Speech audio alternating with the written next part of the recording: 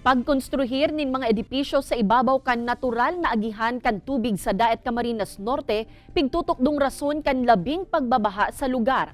Pagbilog na nin Comprehensive Land Use Plan, pigihiling na solusyon.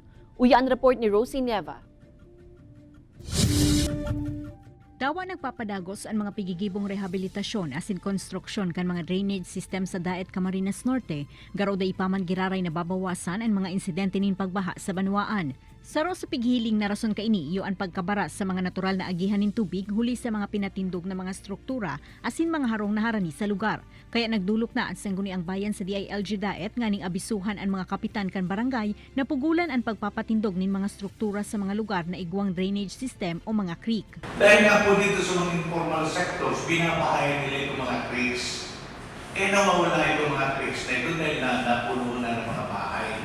Pigshare tuman kan Municipal Local Government Operations Officer nakakaulayon ninda ang mga kapitan para sa nasambitan ng bagay. Alagad mas magayon subuot na solusyon digdi ang pag-aproba nin Comprehensive Land Use Plan nganing matutukan ang conversion kan mga daga na planong gibuhong residential o commercial areas. So talagang dapat umpisa pa lang ng pagpapatayo ng bahay ay namomonitor na po yan, lalo-lalo na ng mga kapitan.